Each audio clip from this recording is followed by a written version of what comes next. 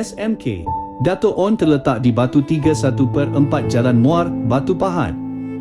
Jaraknya dari Bandar Batu Pahat kira-kira 6 km. Sekolah ini dikategorikan sebagai sekolah bandar. Tahun 1966, nama asal SMK Dato' On ialah Sekolah Menengah Rendah Kebangsaan Bagan Batu Pahat. Ditubuhkan pada 1 Januari 1966. Sekolah ini menumpang di dua bangunan Sekolah Kebangsaan Bagan Batu Pahat, cawangan C yang terletak di Batu 5.5 Jalan Batu Pahat ke Muar. Pada awal penubuhannya sekolah ini hanya mempunyai 2 orang guru, iaitu seorang guru besar, Tuan Haji Muhammad Yunus bin Haji Ibrahim, dan pembantunya Encik Abdul Razak bin Ismail. Jumlah guru bertambah seramai 5 orang kerana pertambahan bilangan pelajar. Oleh kerana tiada kaki tangan sokongan, maka segala urusan pejabat dikelolakan oleh guru besar dan 6 orang guru tersebut. Tahun 1968, nama Sekolah Menengah Rendah Kebangsaan Bagan Batu Pahat telah ditukar kepada Sekolah Menengah Dato' On. Lokasi barunya terletak di Batu 3/4, Kilometer 6, Simpang 5, Mukim 3 Peserai, Batu Pahat. Nama Dato' On diabadikan untuk sekolah ini kerana mengenang jasanya yang telah berjaya mendamaikan antara kaum dalam peristiwa berdarah pada zaman Bintang 3. Sehingga tahun 2011, SMK Dato' On mempunyai 9 blok bangunan.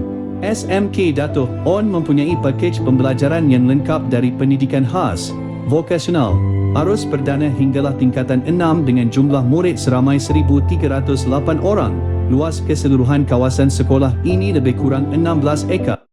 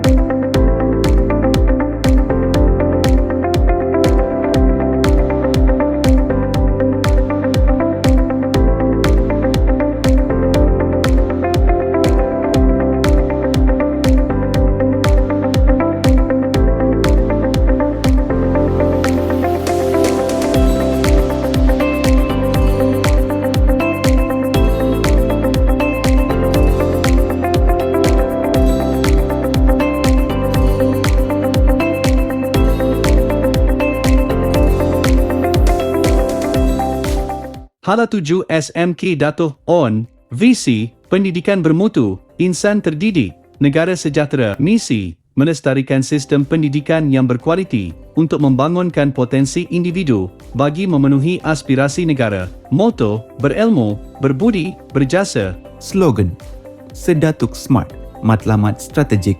1. Pencapaian prestasi akademik yang tinggi oleh semua murid. 2. Pencapaian sahsia terpuji oleh semua murid. 3. Pencapaian prestasi sukan dan kokurikulum yang tinggi oleh semua murid. 4. Pencapaian prestasi kepimpinan dan pengurusan sekolah yang cemerlang. 5. Peningkatan sokongan ibu bapa, komuniti dan sektor swasta. SMK Dato' On juga menggunakan SMKDO Apps sebagai platform digital pengurusan sekolah.